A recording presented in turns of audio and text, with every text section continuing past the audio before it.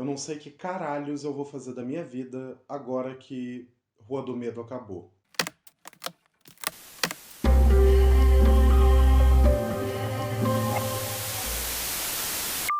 Olá! Sejam muito bem-vindos ao Fita Maldita. Eu sou Gustavo Fiô e no vídeo de hoje a gente está voltando um pouco para o passado para conhecer mais da história da Sarah Fier e de Shadeside. É isso mesmo, a saga de Rua do Medo acabou de chegar ao fim na Netflix e eu tô muito feliz com tudo que aconteceu nessa trilogia, mas eu também tô um pouco triste porque acabou, né? Mas antes da gente entrar em depressão, não se esqueça de curtir o vídeo, se inscrever no canal caso você ainda não seja inscrito, ativar o sininho para receber todas as notificações, compartilhar com seus amigos para trazer mais almas pro Fita Maldita e também me seguir nas redes sociais que estão linkadas aqui embaixo. Vamos lá! Rua do Medo 1666 é a terceira parte dessa saga de terror da Netflix, onde todos os filmes foram dirigidos pela Lee Janiak. Todos eles foram lançados com uma semana de intervalo, e vocês já sabem, né? São baseados nos livros do R.L. Stine, autor de Goosebumps, esse lero-lero todo. Nesse terceiro filme em especial, a gente começa exatamente de onde o segundo terminou, que é quando a Dina recebe uma visão especial e vai para 1666, onde ela toma o corpo da Sarah Fier e testemunha os últimos dias da bruxa. Ou melhor, da suposta bruxa que teoricamente causou toda a maldição em Shadeside. Bem, essa é a premissa básica do filme e daqui pra frente vai ter spoiler. Então se você ainda não assistiu esse terceiro capítulo, corre lá pra ver o filme e depois você volta aqui pra terminar de ver o vídeo. The devil has come to feast on our misdeeds. Então, quando saiu a sinopse e sei lá, o primeiro trailer da franquia, eu fiquei extremamente empolgado para ver esse terceiro filme, porque parecia que ia ser uma história de bruxaria. E eu adoro esse arquétipo, como praticante de bruxaria, eu adoro ver como bruxas são retratadas na grande mídia. Junta isso com toda a pegada de folk horror, eu tava muito ansioso para ver esse terceiro filme. Eu basicamente vivi essas 3 semanas terríveis no Brasil só pela ansiedade de ver o Rua do Medo 1666. E junta isso com o fato de que os dois primeiros são muito bons, eu tava ainda mais empolgado. E aí, bem, o terceiro filme saiu aí na sexta passada e definitivamente não era o que eu esperava. E eu sei que isso parece uma coisa meio ruim, mas na verdade não é. Eu adoro ser surpreendido por filmes, séries de TV, livros, enfim, o caralho é quatro. E esse filme me pegou de jeito a partir do momento que ele começa a explorar um pouco mais da história da Sarah Fier. E o que eu acho mais interessante desse aqui é que ele não é bem um filme de bruxas, ao menos não como a gente esperava.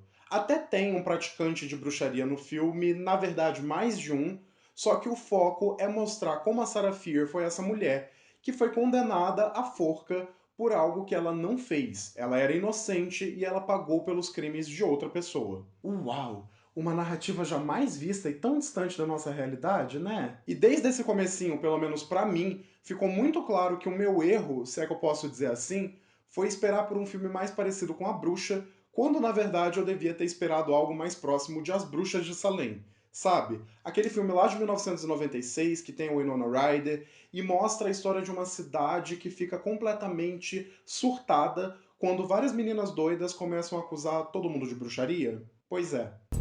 And as darkness grows within each of us. Esse filme basicamente vai trabalhar vários temas sociais e questões muito conscientes relacionados à histeria coletiva e pânico satânico. A gente tem uma cidade inteira que está colapsando, com várias coisas ruins acontecendo, e todo o povo quer encontrar um culpado, mesmo sem ter provas. Onde foi que eu já vi isso mesmo? Não lembro. Esse bando de crente começa a suspeitar que a Sarah Fier é uma bruxa e está sendo a responsável por todas as desgraças acontecendo na cidade, que naquela época se chamava Union e não Shadeside. Depois a cidade foi repartida em duas. Só que o que acontece é que as pessoas não estão querendo culpar a Sarah Fier por ela ser uma bruxa. Elas estão culpando a menina por ser sapatão, ou bi. A gente descobre nessa época que ela era apaixonada pela Hannah Miller, a filha do pastor local.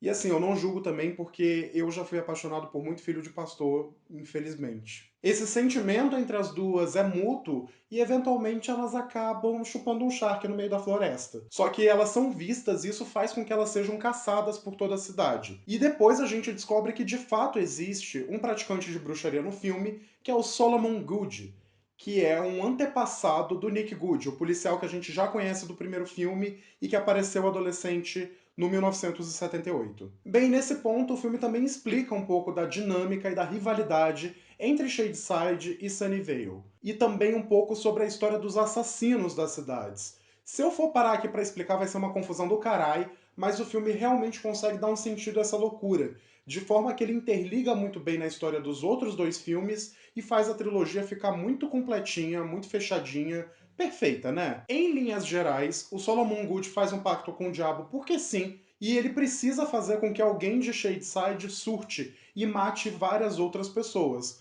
como uma oferenda para o Cramunhão. Em decorrência disso, Shadeside se torna um verdadeiro muquifo, enquanto Sunnydale vira a cidade limpa, perfeita, cheirosa, segura, com o maior PIB em linha reta do mundo. Deu pra entender? Acho que deu.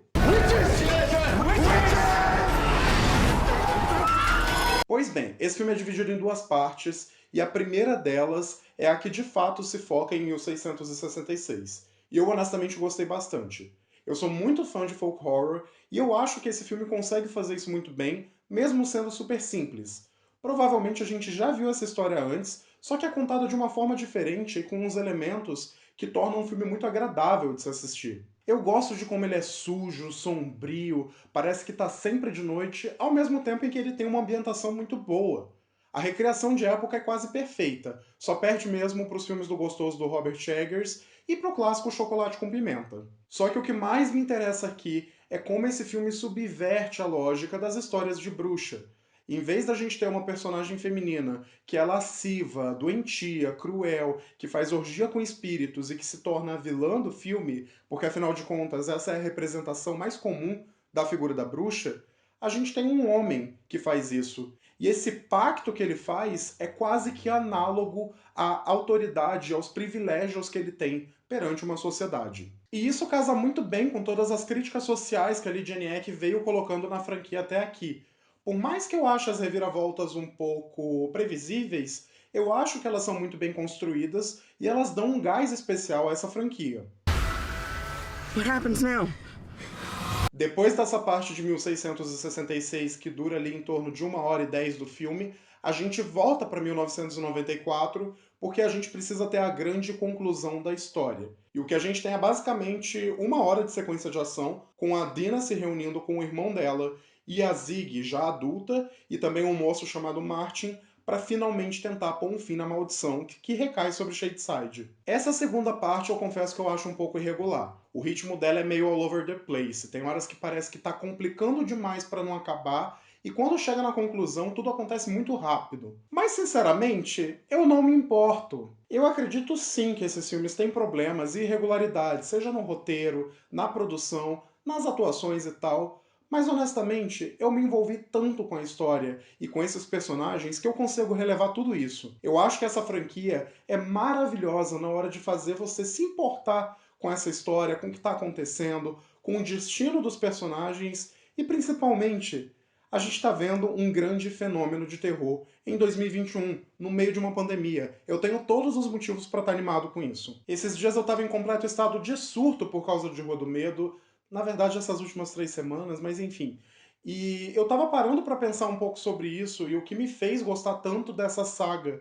E eu acho que um dos motivos é o fato de que, gente, de fato é um grande fenômeno do terror atualmente. Quanto tempo a gente não vê isso? E beleza que a gente tem Invocação do Mal e seus 300 spin-offs, mas eu acho que aqui é diferente. Eu gosto muito de como esses filmes são muito bem conectados e como cada pessoa vai ter uma interpretação diferente de cada um dos filmes. Tirando quem foi ver o primeiro filme com uma vontade por ser terror adolescente, eu acho que todo mundo tem seu favorito e as razões para gostar de cada filme são muito diferentes. E eu consigo ver o motivo que faz cada um gostar de um desses 3 filmes.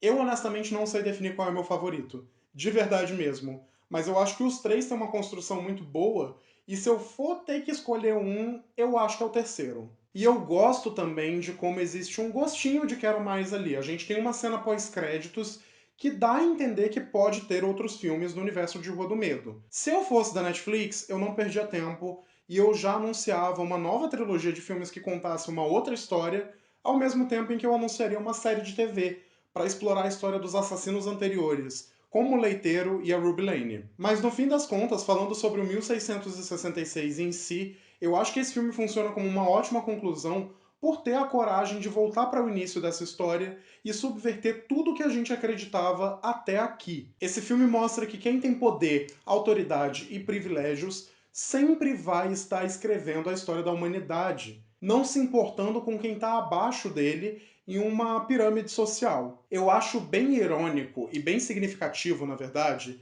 que toda a história de Shadeside foi condenada por conta de homofobia e fake news. E eu acho muito significativo também ver a Dina, a Sam e os outros personagens finalmente conseguindo reparar esse erro histórico e fazer justiça, não só a Sarah Fier, mas a todas as vítimas que já morreram na cidade. Sarah Fear, you know nothing good comes from those woods after sundown. Mas enfim, essa é a minha opinião sobre Rua do Medo 1666 e sobre toda a trilogia como um todo. Eu gostei muito de acompanhar esse projeto e notar a evolução dele semana a semana. Mas mais do que isso, eu tô muito feliz de ver uma trilogia de terror com todos os três filmes sendo obras muito boas, com muitas qualidades e interpretações diferentes por parte do público. E principalmente terror mainstream, protagonizado por personagens LGBT, em que existe possibilidade de uma história feliz. Mas eu também quero saber de vocês, o que vocês acharam desse terceiro capítulo de Rua do Medo e quais são suas expectativas para o futuro? Vocês querem ver uma continuação? Vocês querem voltar para esse universo de alguma forma? Deixem aí nos comentários, não se esqueçam de me seguir nas redes sociais e se lembrem, eu vejo vocês muito em breve. Eu sempre achei os fãs de Anne Whitney insuportáveis, querendo que a série voltasse, fazendo campanha o cacete a quatro. E agora eu vou me tornar um fã desses, indo nas redes sociais da Netflix e obrigando eles a fazer uma continuação, porque eu preciso. Eu não vou ser feliz enquanto não tiver uma continuação de Rua do Medo.